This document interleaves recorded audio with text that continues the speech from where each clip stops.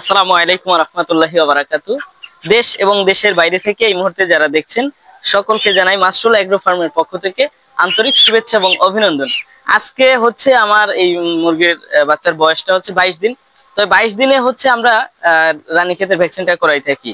তো আজকে আপনাদের অনেকের মনে একটা ডাউট থাকে যে রানীক্ষেতের ভ্যাকসিনটা আমরা যখন করাই পানিতে, তো সেই ক্ষেত্রে দেখা যাচ্ছে যে সঠিকভাবে মানে 100% কাজ করে কিনা সেই বিষয়ে আপনাদের সাথে কথা বলে নিব। আরেকটা বিষয় আলোচনা করব, সেইটা হচ্ছে যে আসলে পানিতে যখন আমরা এই ভ্যাকসিনটা ব্যবহার করি, এই রানীক্ষেতের ভ্যাকসিনটা 22 দিনে 21 দিনে অনেক টাইমে ব্যবহার করা যায়, অনেকে 23 দিনেও ব্যবহার করেন। তবে কিভাবে 100% কাজ করবে সেই বিষয়টা আজকে আপনাদের সাথে আলোচনা করব। তো আশা করি আজকের ভিডিওটা যদি আপনারা দেখেন তাহলে আসলে এই রানীক্ষেতের ভ্যাকসিনটা যে কতটা কার্যকারী এবং কিভাবে দিলে 100% কাজ হবে সেই বিষয়টা আপনারা জানতে পারবেন।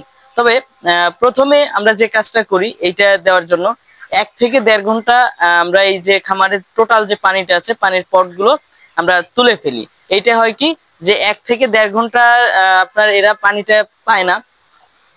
আর পানিটা যখন না পায়, আমরা ফার্স্ট যখন এই ভ্যাকসিনের পানিটা দেই তখন হচ্ছে এর ওই পানিটা খাওয়ার চাহিদাটা বেড়ে যায়। তাতে দেখা যাচ্ছে যে প্রত্যেকটা মুরগিতে আপনার ভ্যাকসিনের পানিটা সুন্দরভাবে খায়।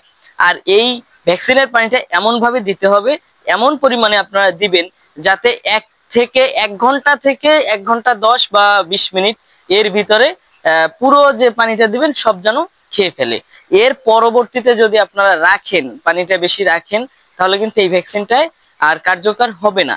এই ক্ষেত্রে বলবো যে আপনারা অবশ্যই জানবেন যে আপনার মুরগিটায় 1 ঘন্টা ডিফারেন্সে পানিটা তুলে রাখলে কতটুকুন পানি খেতে পারে, সেই পরিমাণ পানি আপনারা খামারে দিবেন। হ্যাঁ, দ্বিতীয় নম্বরে আপনারা যেটা করবেন, ভ্যাকসিন করানোর আগে অবশ্যই পাত্রগুলো সুন্দরভাবে পরিষ্কার করে নেবেন, পানির পাত্রগুলো পরিষ্কার করে নেবেন। আরেকটা বিষয় আপনাদের দেখাই, অনেকে বলে যে পানি যদি আমরা ভ্যাকসিন আর কি পানিতে দেই, এই যে খাবারটা থাকে এই খাবারটা তুলে রাখার কথা না। আসলে এই খাবারটা তোলার প্রয়োজন পড়ে না, ঠিক আছে, এই খাবারটা আসলে না তুললেও হবে, তবে পানির পাত্রটা তুলে রাখবেন। দ্বিতীয় নম্বরে যখন আপনার এই ভ্যাকসিনটা সম্পূর্ণ আকারে শেষ করবে তখন আপনি কি করবেন, তখন আবার সব পাত্রগুলো সুন্দরভাবে আনবেন, আনার পরে পরিষ্কার পরিচ্ছন্ন করতে হবে। অবশ্যই পানি দিয়ে কিন্তু ধুতে হবে, ওই অবস্থায় পানি দেওয়া যাবে না, পানি দিয়ে অবশ্যই ধুতে হবে। ধোয়ার পরে আপনার এইখানে লাইসোবিট অথবা হচ্ছে AD3 এই পানিটা ব্যবহার করতে হবে।